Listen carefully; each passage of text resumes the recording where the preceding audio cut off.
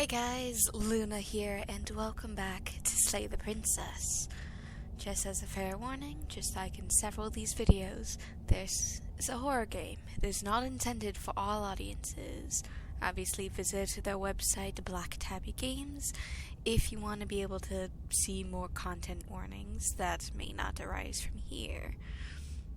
Of course, bear in mind that there is occasional flickering images as well as parallax effects that may, on rare occasions, have caused motion sickness.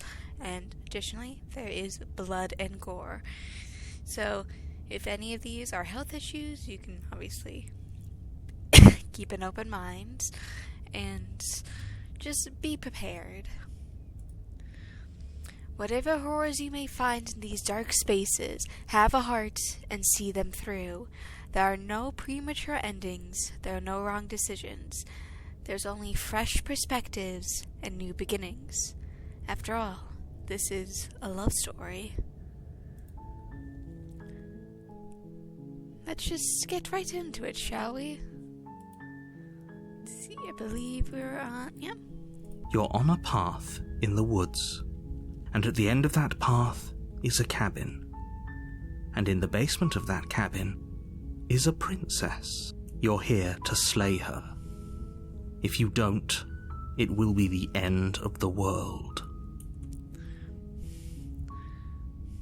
Silently continue to the cabin. You make your way up the short path to the cabin. You'll find the princess within. A warning before you go any further. She will lie, she will cheat, and she will do everything in her power to stop you from slaying her. We're not going to go through with this, right?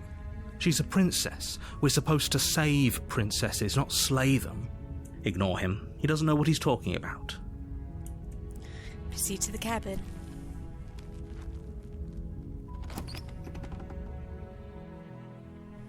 The interior of the cabin is almost entirely bare.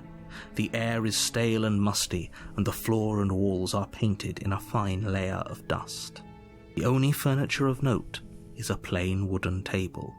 Perched on that table is a pristine blade. The blade is your implement. You'll need it if you want to do this right. Let's see... Enter the basement without picking up the blade. The door to the basement creaks open, revealing a staircase faintly illuminated by an unseen light in the room below. This is an oppressive place. The air feels heavy and damp, a hint of rot filtering from the ancient wood. If the princess really lives here, slaying her is probably doing her a favour. Her voice softly carries up the stairs. Hello? Is someone there? It's hypnotising. It's the kind of voice you only have to hear once to remember it for the rest of your life. Don't let it fool you. It's all part of the manipulation. You're playing a dangerous game by coming here unarmed. That is very true. Continue down the stairs. Good. You're still listening to reason. It would be better if you had a weapon, but you may still be able to do what needs to be done. You walk down the stairs and lock eyes with the princess. There's a heavy chain around her wrist, binding her to the far wall of the basement. She's beautiful. How could someone like this be a threat to anyone? I am begging you to stay focused. There's a lot riding on you here. Hi. Do you think you can get me out of these chains? I'll see what I can do. Examine the chains. You're only making this more difficult. Thank you. Thank you. You're making a huge mistake. No, you're doing the right thing. You walk up to the chains binding the princess to the wall and give them a tug. They're large and heavy, far too solid for you to even imagine trying to break them apart. I'm guessing you don't have the key? Maybe it's somewhere upstairs. Doubtful. Whoever locked the princess away down here intended for her to never see the light of day. They wouldn't have just left the key to her chains somewhere in the cabin. Very unfortunate. I'm gonna check upstairs. Maybe the key's still lying around up there, and if not, maybe I can at least find something to break you free. Okay. I'll be here. Good luck. You attempt to make your way out of the basement, but the door at the top of the stairs slams shut. You hear the click of a lock sliding into place. Is someone else here? Try the door. You try the door, but it's locked from the outside.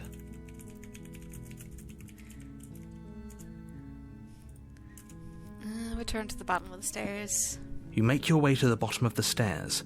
This would have been so much easier if you'd just taken the blade like you were supposed to. Easier for whom? Easier for everyone. Look at the mess you're in. I heard the door slam. They locked you down here too, didn't they? There's a slight panic rising in the princess's voice. If I could just get out of these chains, I know we could force our way out of here together. She barely hesitates before raising her arm to her mouth, her teeth tearing through her limb with the determination of a trapped wolf. As she rips her flesh from her bone, a sound comes from behind you, the clang of bouncing metal. It's the blade from upstairs. You're not sure how it made its way down here, but if there's a time to strike, it's now. Or we could use it to free her. You won't like what happens if you do that. Slay the princess. Without hesitation, you bring the blade down and plunge it into the princess's back. Finally, the wound drives her to the ground. Okay, there's no going back now. I'm with you to the end. You bastard. Were you lying to me this whole time? The princess pushes away from you, the motion ripping the blade from her back. Wounded, but still alive, she crouches on all fours in the corner of the room and meets your eyes with the ferocity of a cornered predator. You've made a terrible enemy, and there's nothing in the world that can possibly save you from me. I thought we had the upper hand, but it's as if she's barely even threatened by us. It's an act. She's wounded and unarmed. There's nothing she can do to hurt you. I'm not so sure. Don't waver now. As you ready your blade to deliver a lethal blow, she lunges at your legs with the same animal ferocity she used to tear at her arm. Your knife cuts into her again and again as you're tackled to the ground, your body racked with pain as she rips into you with tooth and claw. Forget about trying to rescue her. This is about survival now. Give her everything you've got. Slay the princess. Though your nerves are seizing with pain, you know you've done your fair share of damage as well, your blade having left deep gashes in the princess's back. You seize a moment of hesitation to throw her off of you and shakily push yourself back to your knees. We can still turn this around. Give up? Are you serious? As what's left of your blood pools around you on the cobblestone floor, the blade falls from your trembling hands and clatters uselessly against the ground. I suppose you simply lacked the will to finish the job. The princess, wounded but still alive, nervously jumps at the blade and kicks it far away from you before retreating into a dark corner of the room. Her shining eyes watch you from the darkness, unblinking and curious as you bleed out. We can only hope the wounds you managed to inflict will be enough to at least delay her escape from this place. If we're very lucky, they'll kill her before she can reach the outside world. After all this time alone, I thought I'd finally found a friend, but you were just another monster, weren't you? Like, it's so bizarre. The expression on her face, the way that they drew their eyes, is just... it's spooky. This is the end, isn't it? Before you can answer, everything goes dark, and you die. Chapter 2, The Beasts. You're on a path in the woods, and at the end of that path is a cabin. And in the basement of that cabin is a princess. You're here to slay her. If you don't, it will be the end of the world. Proceed to the cabin. A warning before you go any further. She will lie, she will cheat, and she will do everything in her power to stop you from slaying her. Don't believe a word she says. Does a cat lie to a cornered mouse when it plays with its freedom? Or is it just acting out its nature? I don't see why that matters. A lie's a lie, and if anything, she's the one who's cornered. She could have gotten out of there whenever she wanted to. We should trust nothing that she tells us, only what we hear and smell. That's a very roundabout way of saying that you should listen to me and take this seriously. Maybe. Proceed to the cabin.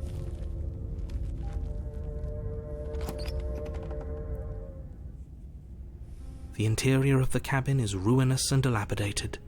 It feels like no one has lived here for a long time, wind rushing in through cracks and holes in the wooden walls.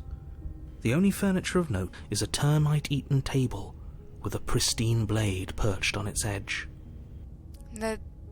Everything's slightly tilted, it feels like the back is raising up, the floor is kind of like sunken in. The blade is your implement. You'll need it if you want to do this right. Let's see here. Take the blade. You take the blade from the table. It will be difficult to slay the princess and save the world without a weapon. Approach the mirror. You walk up to the wall next to the basement door. It's a wall. There isn't much to see here. What are you talking about? This isn't a wall. It's a mirror. Or at least it'll be a mirror once we wipe off that layer of grime. Wipe the mirror clean. You reach forward and rub your hand against the cabin wall. I hope you know how ridiculous you look right now. But there was a mirror a second ago, and now it's gone. Into the basement. The door to the basement creaks open, revealing what's left of an old wooden staircase. It's still sturdy enough that you can make your way down in one piece, though you'll have to be mindful of holes. The air seeping up from below is oddly warm and wet, as if you're descending into a jungle. If the princess lives here, slaying her would probably be doing her a favour. She growls up the stairs. I can smell you. She sounds almost feral, impatient, or maybe eager. You carefully make your way down the stairs. The last step gives way to the damp earth floor of a starlit pit. The walls are obscured by an impenetrable darkness, giving the illusion that the room might stretch on forever. You brush against the wide leaves of plants that surround you on all sides, seemingly the only living things that occupy this strange underground wilderness. The jungle is pressing in on us, hiding her from view. She could be anywhere. I think that tail is hers. You see only a flash of the princess before she scurries away into the underbrush, dragging her heavy chain behind her. Remember, she's just a princess. She is certainly not just a princess. You're not helping. It doesn't matter what she is.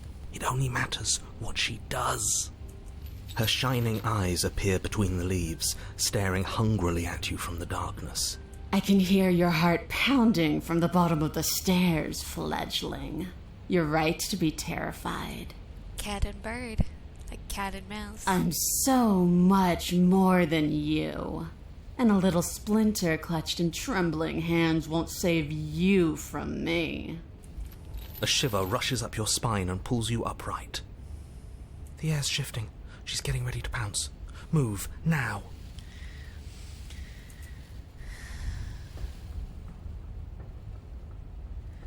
Don't you hear that clinking? She's in chains again. Or if I know she's not. She's very visibly not in chains.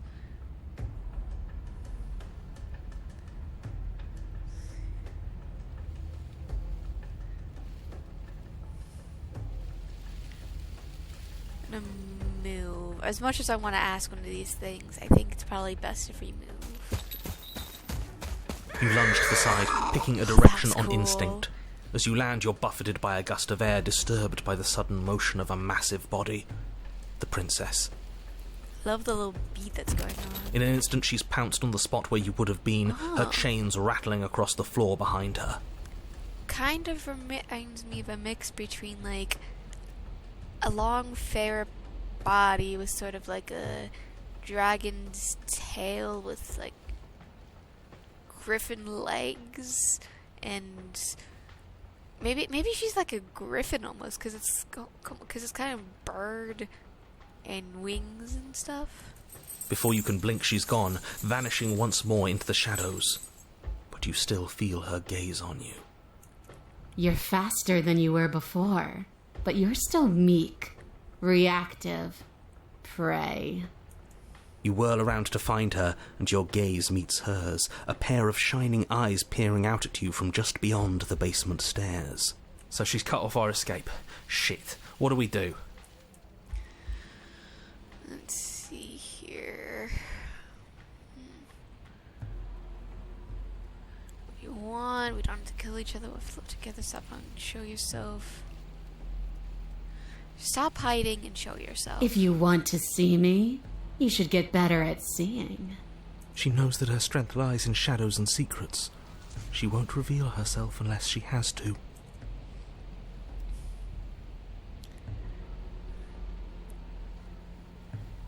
You're deflecting. And you bear your weakness to the world. She's coiling for another strike. Be somewhere else. We're on the back foot. The back foot keeps us nimble, keeps us alive. It doesn't matter if it keeps us alive if it eventually kills us. We need to take back the momentum. We need to do something.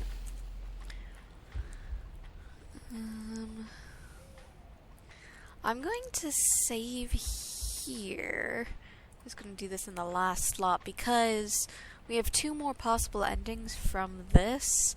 But for this particular route, I'm going to choose Play Dead. We're playing dead. It's unexpected. It could work. As the princess lunges from the shadows once more, you collapse to the ground, feigning death. She lands directly on top of you with her full weight, nearly crushing you into the dirt, but then... silence. Only broken by the sound of your beating heart. It actually worked, didn't it? Only, what do we do to make her leave? Do we just keep playing dead? She sniffs at you, shifting her weight uncomfortably as her face finds yours. Her breaths are hot and oppressive against your skin. Have you seen my great big eyes? Because they see you, fledgling. They see your heartbeat pulsing in your throat. Move, now! But it's too late for you to that move. looks so cool. Her jaw unhinges, and she swallows you whole. I guess that's it then, isn't it? Unfortunately for you, no. This isn't it. You are in a dark and caustic place. It's so gross, a thick, but cool. fibrous lining constricts around you, its slick surface impossible to grip. Your hands scrabbling uselessly at your surroundings as they compress in on you. Your lungs can barely expand in such a tiny space. Not that the humid, finite air grants you more than a few shallow breaths at a time. The liquid pooling beneath you starts to seep into your skin. You itch, then sting, then burn as the acid begins its slow work. When I killed you, I tried to leave this place, but it wouldn't let me. You belong down there, it screamed at me. The world is better off without you in it. The flesh around you rumbles as the princess begins to move, her thundering footfalls twisting you helplessly about. Acid. Your skin protests as the corrosive liquid sloshes around you, but there will be no respite for you in sight. The burning grows stronger, and you can feel layers of you being peeled away. But you don't belong down here. You came from somewhere else. You came from out there. So I consumed your dead heart, and I carried it in my throat, and I draped what was left of you on my back, and I threw myself against that door. She stops, her muscles tensing around you, and through the muffling layers of her flesh you hear the whine of straining metal. And with a pop, she lurches forward, your body lurching right along with her. Her chains. She's loose. But even then, it denied me freedom. You cannot fool me by draping yourself in decay. I know your true nature, and it is suffering. Gravity pulls at you as you're hefted upwards, the distant creaking of ancient wooden steps barely audible over the thudding of the princess's heart. And then it was gone, and I was here. A new enclosure, a nicer cage, but still a prison. I learned from my wounds. You're alive now. We can leave together. Does that work? Could she free herself if we're alive in here? Do you really need me to give you a definitive answer for you to understand that the situation is grim? Stop her. Do something. You still have that steel claw. Tear through her before we are her. Survive. Or we could use it to make this quick for ourselves. If she needs us in order to leave, we could at least deny her that. That is a bad thing to do.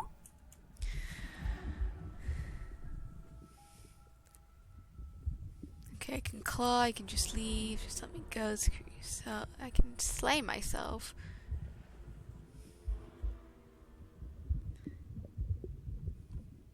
Can you talk to the cat? I understand it, and it understands me. Talking is for those who don't know how to listen.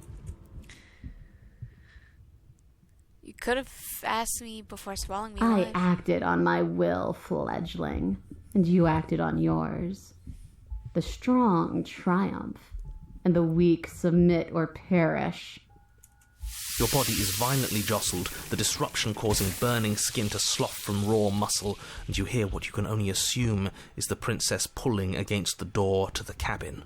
The cage is still locked. I don't think we can talk our way out of this. We are drowning in death. There's no more space for words.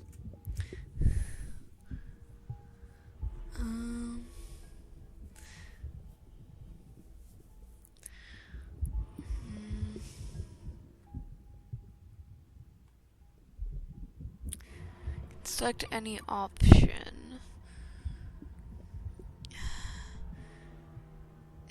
You can leave, just let me go. Oh, can I? The click of what you presume to be a door ripples through the layers of suffocating flesh. That wasn't so hard. You feel her take another massive step. Free creature And then well under another. extreme duress. And then it's gone quiet, hasn't it? You feel a churning in the forms around you and then a wet tunneling before you are ejected to a place that's nowhere at all. I guess I don't need you to be a part of me. How lucky for you. This place is cold. Interesting, she has a horn.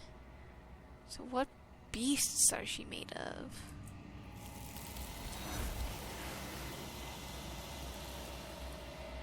But before you can say anything to her, she's gone. Memory returns. She's gone? Where did she go? Should we try and find her? And there's that mirror again. Why is it here? Why now? Approach the mirror. You approach the mirror. This doesn't feel right. It feels different. Final. That thing reeks of death. The voices feel small, distant as you approach. Gaze into your reflection.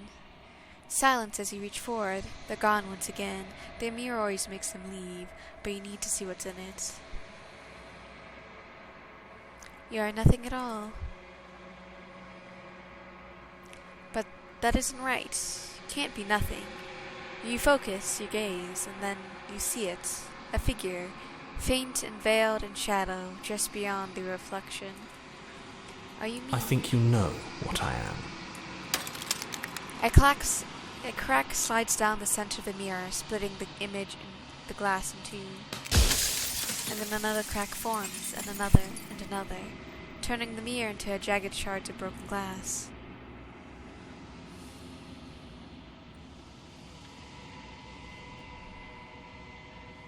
Does it hurt when pieces of you break off like that? It doesn't hurt. I don't feel pain. Not physically.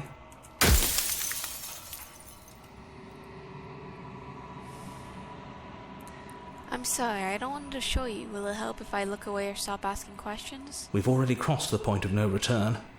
There's no saving me now. Not that there's ever been much of me to save.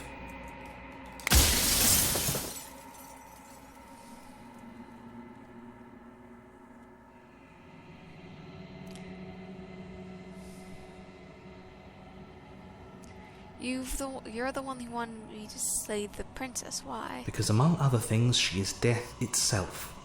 To rid the world of suffering, to save untold trillions from being lost forever to the cosmic wind, she must be destroyed. And despite how far you've fallen, you will still have a chance to fulfill your purpose once I'm gone.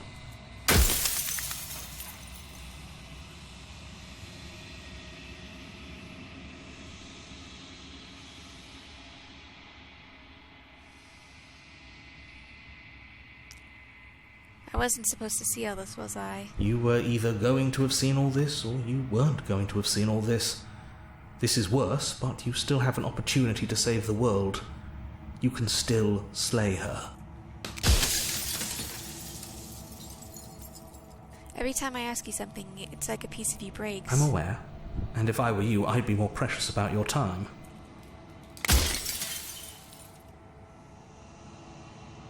I have so many questions for you. Then ask them, and make it quick. I won't last for long now that you can see me.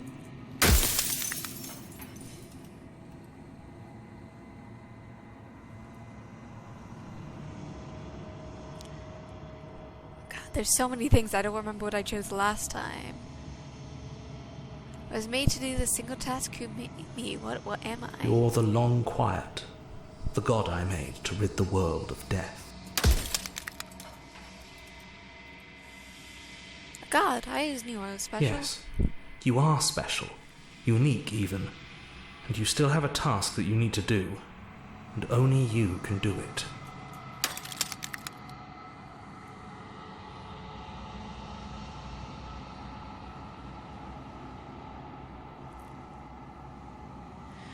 Are you a part of me, or are you something No, else? I'm not a part of you. But that's all a matter of perspective, isn't it? From one vantage point I must seem wholly foreign, but from another, well, all the versions of me that have existed have collectively heard your every thought and driven your every action. If that isn't being part of you, then what is?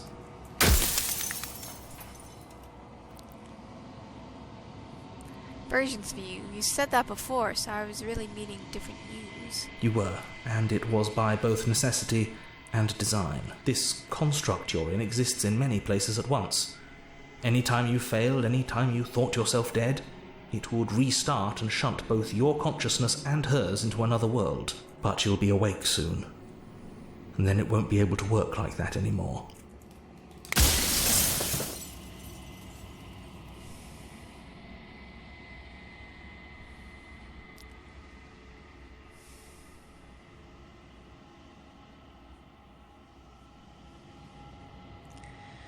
I'm not going to slight here, and I want you to know that before you die for good. Well, there's no reasoning with a god, even one you've woven into existence yourself. I've said my piece, and my time is up. I'm just an echo, and every echo fades away. That is very true.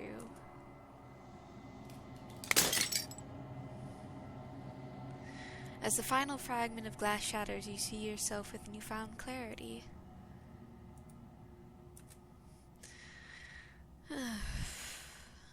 The narrator is right. You are the long quiet, a vast and nascent god, and it's finally time for you to wake up. All of you. All this is you. Proceed to the cabin one last time. Bring the beast to her, a feral vessel. When you arrive at the heart of things, there is no final vessel for you to bear wings to. There is nothing for you to find.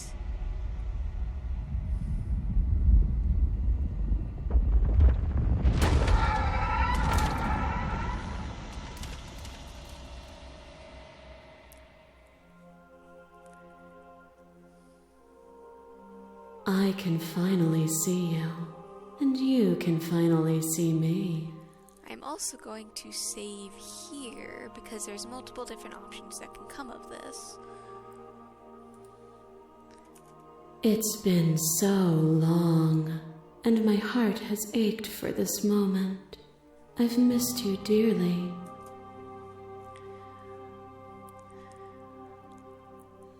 What happens now?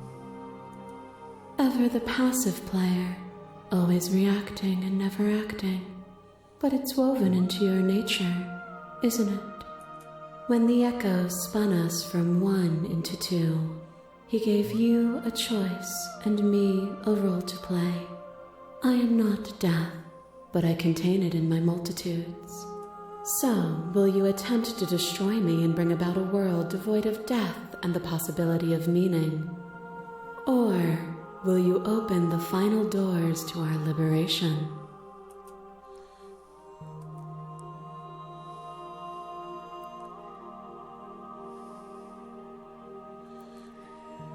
There's so many stories we left unfinished. Can we really just leave? Even as your eyes begin to open, you still hold on to the notions of is and is not, of beginning and end, pitch black islands in the blinding light of the infinite. There is nothing to resolve, nothing restraining us but us. Don't you have a say in all this? Why is this all on me? Of course I have a say in all of this. You and I share reflections of each other's burdens, just as you and I share reflections of each other's gifts. If we didn't, the winding paths that brought us here wouldn't have been full of strife and conflict.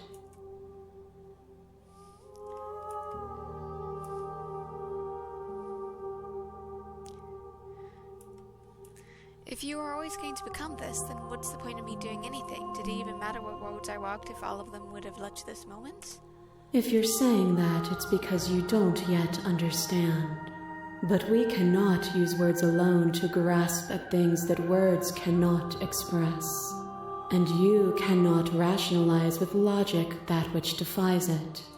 Violence and passion are dances that both of us know well. If this is what it takes to enlighten you, then so be it.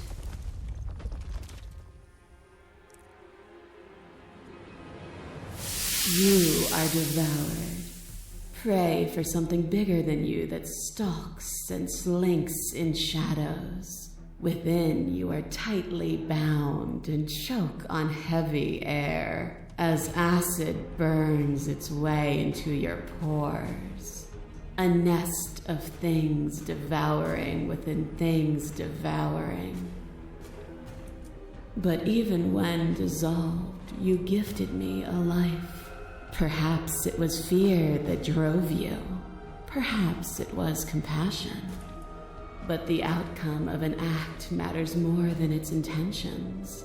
There's a natural order to the cycle of things sustaining things. A world without sustenance is a world without relationships, and it is our relationships that give us form and substance.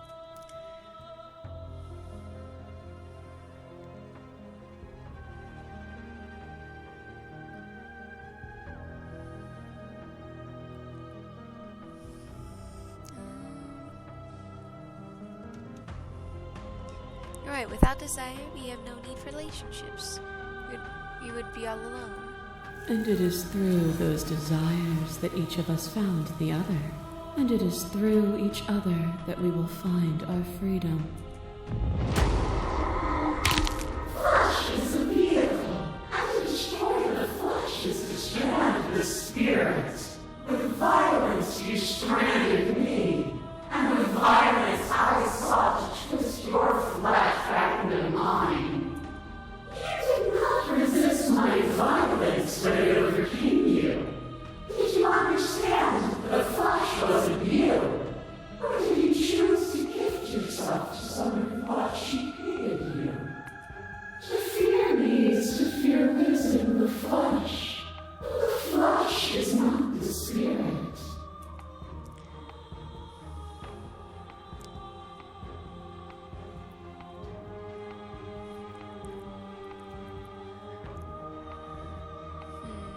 You know what? I get it. There's no need for us to keep fighting. I'll leave with you. I just don't know how. Stop the fight early and surrender. Nothing brings me greater joy than to hear those words. The final peace lies with you. Free yourself.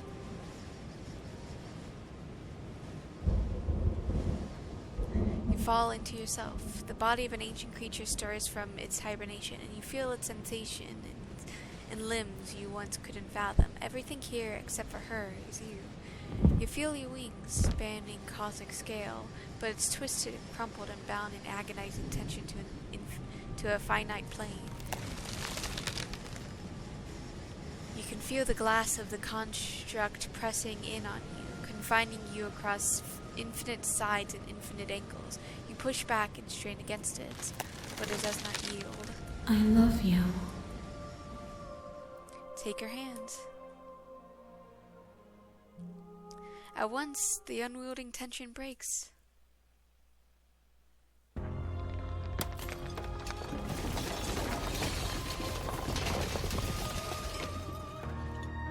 You are free, and she is with you. It's magnificent. There are no words, no thoughts to describe absolute reality, something that simply is. What happens now? Everything. Just like it always has been. And just like it always will be. Step into the infinite. You and she step forward into 1,000 dawns and 1,000 sunsets, each of which contains 1,000 more. You exist, and you are aware, just as you always have been, and just as you always will be. Though conflict is your nature, the two of you will never be alone. The two of you will never know fear. You and she are finally home. Only new beginnings, there are no endings.